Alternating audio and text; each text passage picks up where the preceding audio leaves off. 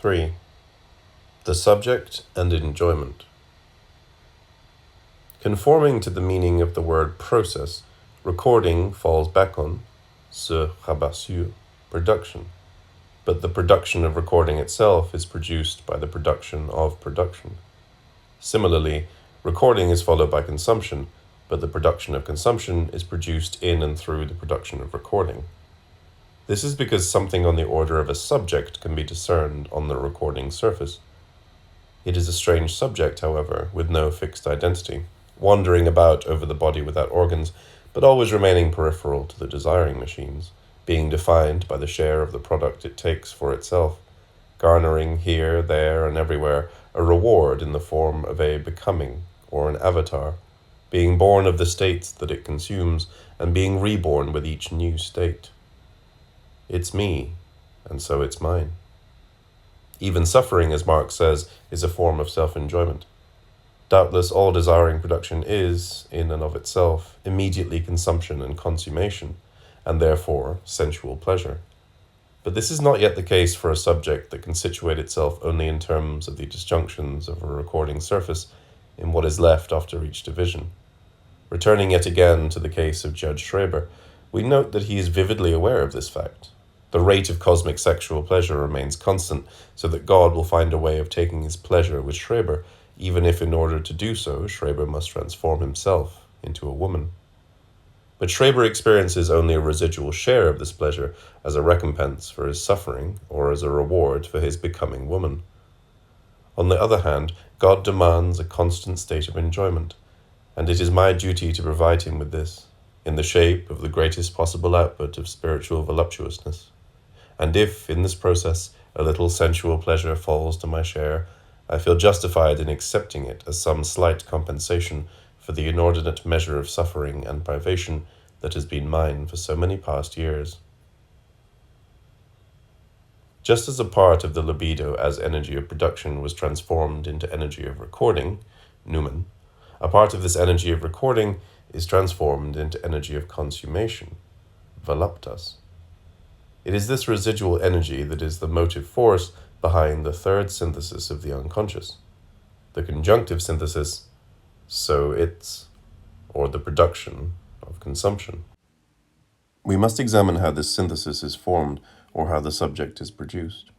Our point of departure was the opposition between desiring machines and the body without organs. The repulsion of these machines, as found in the paranoiac machine of primary repression, gave way to an attraction in the miraculating machine. But the opposition between attraction and repulsion persists. It would seem that a genuine reconciliation of the two can only take place on the level of a new machine, functioning as the return of the repressed. There are a number of proofs that such a reconciliation does or can exist. With no further details being provided, we are told of Robert Guy, the very talented designer of paranoiac electrical machines. Since he was unable to free himself of these currents that were tormenting him, he gives every appearance of having finally joined forces with them, taking passionate pride in portraying them in their total victory, in their triumph. Freud is more specific when he stresses the crucial turning point that occurs in Schreber's illness, when Schreber becomes reconciled to becoming woman and embarks upon a process of self-cure that brings him back to the equation nature equals production, the production of a new humanity. As a matter of fact, Schreber finds himself frozen in the pose and trapped in the paraphernalia of a transvestite at a moment when he is practically cured and has recovered all his faculties. I am sometimes to be found standing before the mirror or elsewhere, with the upper portion of my body partly bared, and wearing sundry feminine adornments, such as ribbons, trumpery necklaces, and the like. This occurs only, I may add, when I am by myself, and never, at least so far as I am able to avoid it, in the presence of other people.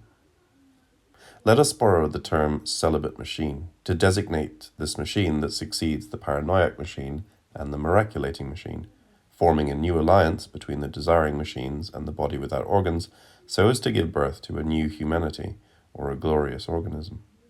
This is tantamount to saying that the subject is produced as a mere residuum alongside desiring machines, or that he confuses himself with this third productive machine and with the residual reconciliation that it brings about. a conjunctive synthesis of consummation in the form of a wonderstruck. So that's what it was. Michel Carrouges has identified a certain number of fantastic machines, celibate machines, that he has discovered in works of literature. The examples he points to are of many very different sorts. Marcel Duchamp's painting La mariée mise à nu par ses célibataires même, the bride stripped bare by her bachelors even, the machine in Kafka's In the Penal Colony, Raymond Roussel's machines, those of Jarry's Soumal, supermale, certain of Edgar Allan Poe's machines, Villiers' Eve future, the future Eve, etc.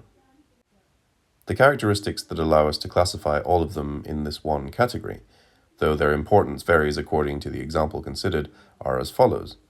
The celibate machine first of all reveals the existence of a much older paranoiac machine, with its torches, its dark shadows, its ancient law. The celibate machine itself is not a paranoiac machine, however. Everything about it is different, its cogs, its sliding carriage, its shears, needles, magnets, rays. Even when it tortures or kills, it manifests something new and different, a solar force. In the second place, this transfiguration cannot be explained by the miraculating powers the machine possesses due to the inscription hidden inside it, though it in fact contains within itself the most impressive sort of inscriptions. Cf. the recording supplied by Edison for Eve future.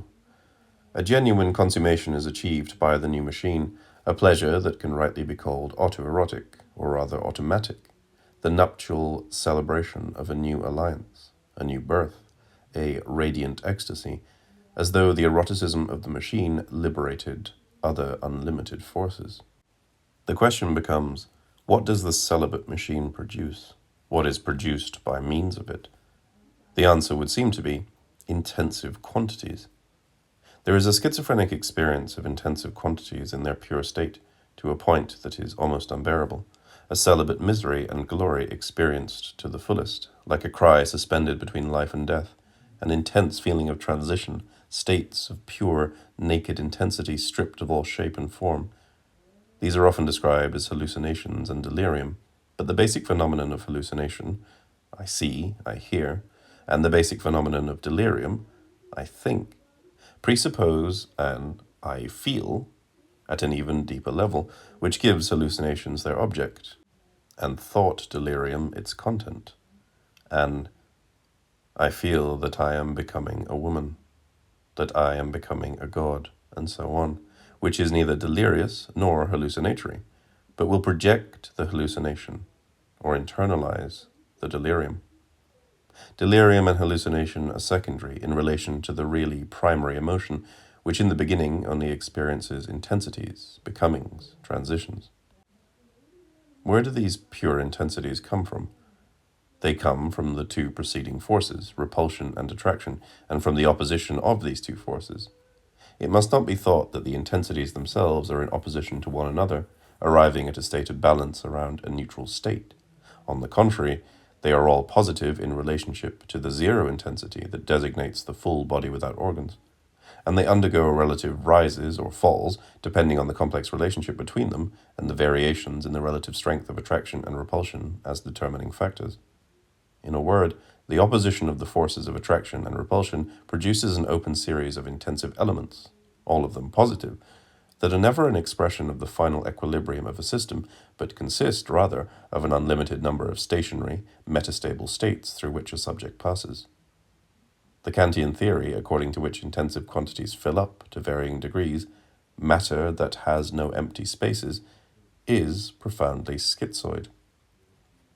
Further, if we are to believe Judge Schreber's doctrine, attraction and repulsion produce intense nervous states that fill up the body without organs to varying degrees, states through which Schreber the subject passes, becoming a woman, and many other things as well, following an endless circle of eternal return.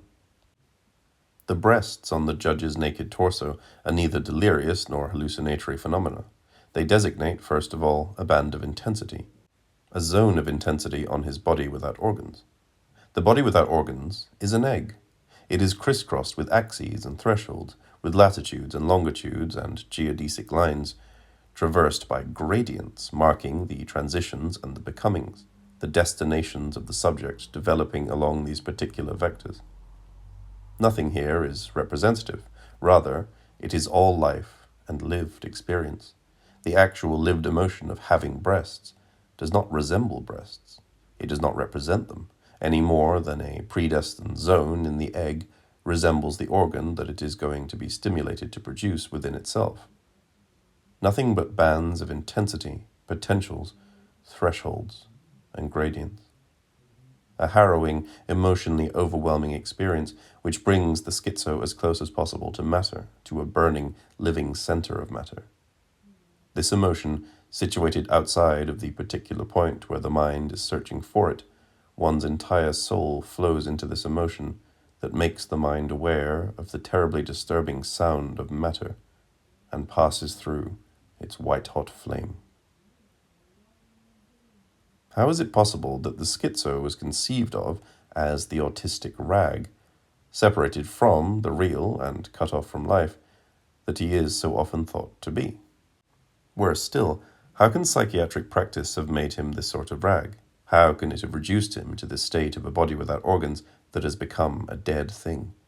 This schizo who sought to remain at that unbearable point where the mind touches matter and lives its every intensity, consumes it. And shouldn't this question immediately compel us to raise another one, which at first glance seems quite different?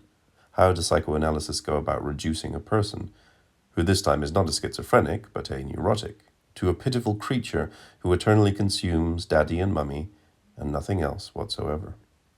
How could the conjunctive synthesis of "so that's what it was" and "so it's me" have been reduced to the endless dreary discovery of Oedipus?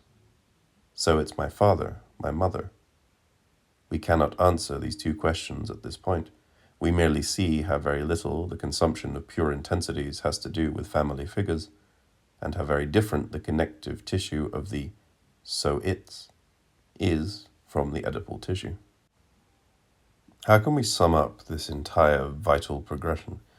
Let us trace it along a first path, the shortest route. The points of disjunction on the body without organs form circles that converge on the desiring machines. Then the subject, produced as a residuum alongside the machine, as an appendix, or as a spare part adjacent to the machine, passes through all the degrees of the circle, and passes from one circle to another. This subject itself is not at the center, which is occupied by the machine, but on the periphery, with no fixed identity, forever decentered, defined by the states through which it passes. Thus the circles traced by Beckett's Unnamable. A succession of irregular loops, now sharp and short as in the waltz, now of a parabolic sweep, with Murphy, Watt, Mercier, etc., as states, without the family having anything whatsoever to do with all of this. Or, to follow a path that is more complex, but leads in the end to the same thing. By means of the paranoiac machine and the miraculating machine, the proportions of attraction and repulsion on the body without organs produce, starting from zero, a series of states in the celibate machine, and the subject is born of each state in the series, is continually reborn of the following state that determines him at a given moment, consummating all these states that cause him to be born and reborn, the lived state coming first in relation to the subject that lives it. This is what Klossowski has admirably demonstrated in his commentary on Nietzsche, the presence of the Stimmung as a material emotion, constitutive of the most lofty thought and the most acute perception. The centrifugal forces do not flee the center forever, but approach it once again, only to retreat from it yet again. Such is the nature of the violent oscillations that overwhelm an individual so long as he seeks only his own center, and is incapable of seeing the circle of which he himself is a part. For if these oscillations overwhelm him, it is because each one of them corresponds to an individual other than the one he believes himself to be, from the point of view of the unlocatable center. As a result, an identity is essentially fortuitous, and a series of individualities must be undergone by each of these oscillations, so that as a consequence of the fortuitousness of this or that particular individuality will render all of them necessary. The forces of attraction and repulsion, of soaring ascents and plunging falls, produce a series of intensive states based on the intensity equals zero that designates the body without organs. But what is most unusual is that here again a new afflux is necessary, merely to signify this absence. There is no Nietzsche the self, professor of philology, who suddenly loses his mind and supposedly identifies with all sorts of strange people. Rather, there is the Nietzschean subject who passes through a series of states, and who identifies these states with the names of history. Every name in history is I. The subject spreads itself out along the entire circumference of the circle, the center of which has been abandoned by the ego. At the center is the desiring machine, the celibate machine of the eternal return. A residual subject of the machine, Nietzsche as subject garners a euphoric reward, voluptas, from everything that this machine turns out, a product that the reader had thought to be no more than the fragmented oeuvre by Nietzsche. Nietzsche believes that he is now pursuing not the realization of a system, but the application of a program in the form of residues of the Nietzschean discourse, which have now become the repertory, so to speak, of his histrionicism. It is not a matter of identifying with various historical personages, but rather identifying the names of history with zones of intensity on the body without organs, and each time Nietzsche as subject exclaims, "They're me, so it's me." No one has ever been as deeply involved in history as the schizo, or dealt with it in this way. He consumes all of universal history in one fell swoop. We began by defining him as homo natura, and lo and behold, he is turned out to be homo historia. This long road that leads from the one to the other stretches from Hölderlin to Nietzsche, and the pace becomes faster and faster. The euphoria could not be prolonged in Nietzsche, for as long a time as the contemplative alienation of Hölderlin, the vision of the world granted to Nietzsche does not inaugurate a more or less regular succession of landscapes or still lifes extending over a period of 40 years or so. Rather, a parody of the process of recollection of an event. A single actor will play the whole of it in pantomime in the course of a single solemn day, because the whole of it reaches expression and then disappears once again in the space of just one day, even though it may appear to have taken place between December 31st and January 6th, in a realm above and beyond the usual rational calendar.